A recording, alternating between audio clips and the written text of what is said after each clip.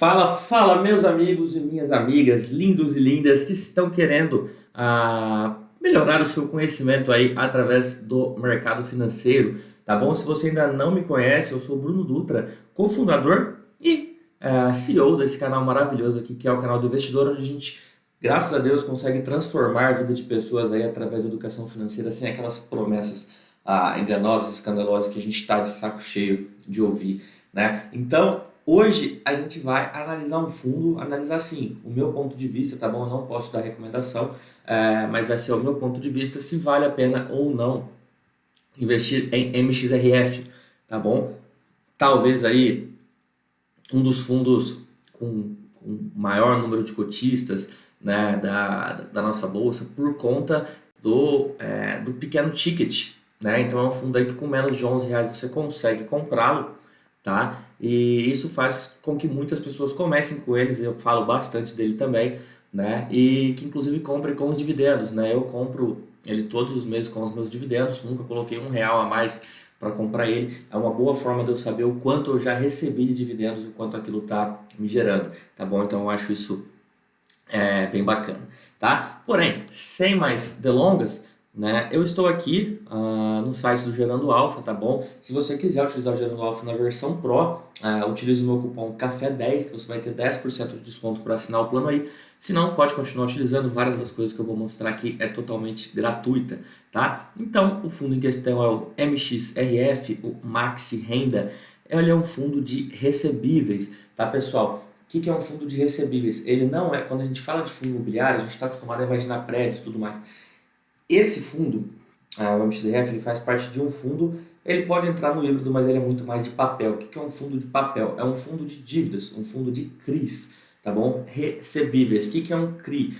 É um certificado de recebível imobiliário, tá bom? Então, uma empresa ela vai fazer alguma coisa, alguma obra, por exemplo, vai investir alguma coisa no setor imobiliário, ela tem uma isenção do governo por esse programa do CRI e os seus investidores também não pagam imposto de renda, por exemplo, quando você investir no CRI, tá bom? Por conta da isenção do governo, tá? Então, é basicamente, para explicar bem rapidinho o que é um CRI, a empresa, ela pega dinheiro, então, por exemplo, pegou dinheiro com esse fundo imobiliário, né? O fundo imobiliário pegou dinheiro com a gente para emprestar isso para ela e essa empresa vai pagar para a gente com um juros ali indexado, né? Um IGPM, um IPCA, um CDI, talvez até um Selic, tá bom? Então isso é um CRI. Um CRI é um recebível, é uma dívida, tá? E o MXRF é um fundo desses de dívida, tá bom? Então, o preço atual dele é R$ 10,42, tá? Aqui vocês conseguem ver algumas informações bem importantes, né? O quanto tem de caixa, de imóveis,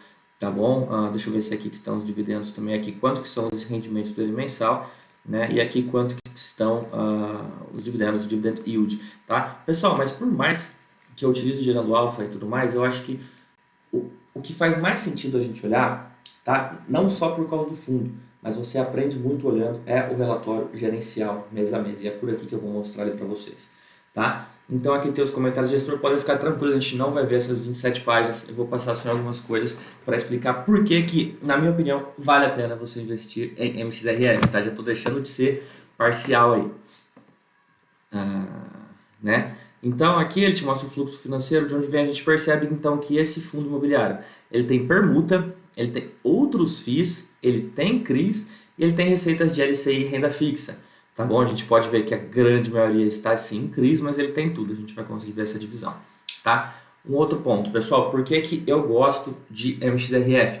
Ele é um fundo que você compra basicamente por ele estar barato, ser barato, né, de preço mesmo falando, não de valor, e por ele não ter uma grande oscilação de valor, tá bom? Você percebe que quem comprou ele aqui, por exemplo, em 2017 e segurou até agora, está praticamente no mesmo lugar, tá? Então você não vai ter uma grande disrupção que ele vai estourar para cima ou alguma grande coisa que vai fazer com que ele afunde.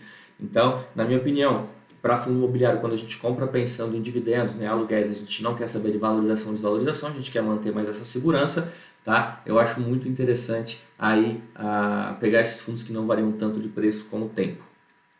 Tá bom? Então, primeiro ponto positivo aí na minha opinião, né? Vamos descendo aqui, ó. Aqui mostrando o resultado financeiro. Não, deixa eu ver as páginas que eu quero mostrar para vocês, pra gente dar uma olhada. Aqui, ó. Outra coisa, Por que que eu gosto também? Olha, a gente pode ver 62% estão em CRIs, tá bom? Que são aqueles recebíveis que eu mostrei para vocês. Né? 2% só em FIIs, tem 11% em permutas financeiras e ele ainda tem 25% em caixa. Ou seja, ele está preparado para surfar em alguma coisa caso venha, caso piore a crise ou caso tenha uma ótima oportunidade aí. Lembrando que não é bom ter dinheiro em caixa sempre, muito dinheiro em caixa sempre, porque esse dinheiro poderia estar sendo empregado em alguma coisa e estar rentabilizando, tá bom? E por que eu gosto bastante também? Porque a diversificação de ativos dele aqui eu acho bem legal. Ele investe no setor residencial, crédito corporativo e também no comercial, ou seja, não está focado, mesmo sendo CRIs, em um só setor, tá? Isso pode ser prejudicial.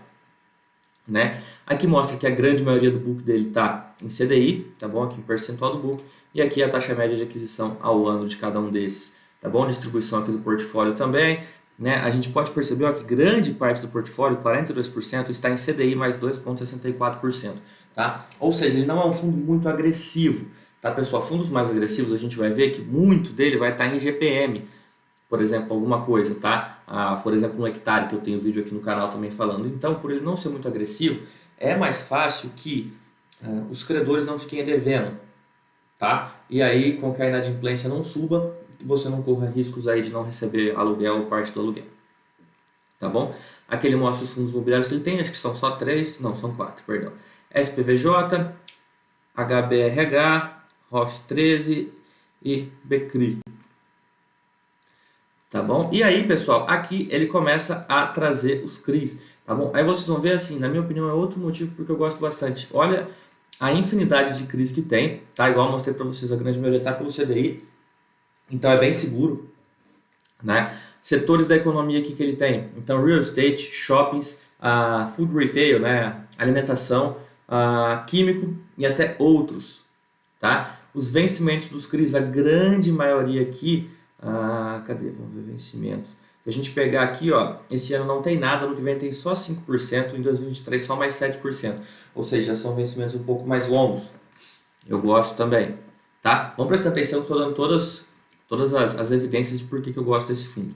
Vamos chegar na parte dos CRIs. E por que são ótimos devedores, tá? Por exemplo, Prevent Senior, DASA, Diagnóstico, Oba Hortifruti, GPA, né, Grupo Pão de Açúcar, que aí engloba Grupo Pão de Açúcar, Extra, Açaí, Compre tem alguma coisa assim que eu não me lembro, Helbor, Siqueira Castro Advogados, tá bom? Então, assim, são inúmeras, ó, Outlet Premium de Brasília, tá? Vamos ver aqui, Iguatemi de Fortaleza, Direcional Engenharia, então, assim, são excelentes, aqui, ó, Açaí, M. Dias Branco Império, né? São excelentes aí devedores, tá bom? GSP, Cirela, BR Malls, Cogna a gente já se preocupa um pouquinho, né? Mas o resto muito tranquilo. E aí aqui na frente, pessoal, você consegue ver, por exemplo, ó, qual que é a duration em anos, qual que é o percentual do patrimônio líquido, qual que foi a data de aquisição, quanto que é o vencimento e qual que é o que está indexado, tá bom? A taxa de emissão e quando que é o pagamento dele. A gente pode ver que tem coisa aqui ó, que paga trimestral e semestralmente, por isso que a gente pode ver que talvez aconteça que em determinados períodos ele pague um pouquinho mais de dividendos para nós, tá?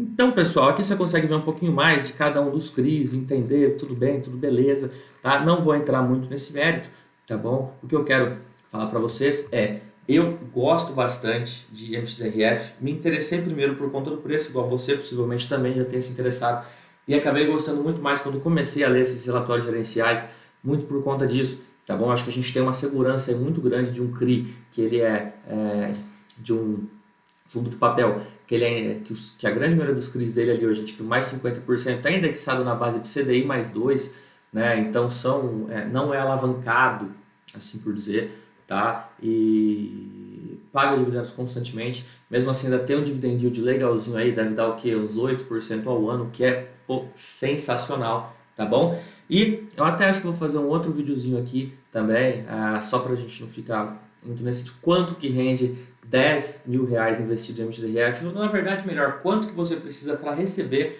mensalmente R$ 1.000 em MXRF, porque eu até mostro para você como que você faz tudo.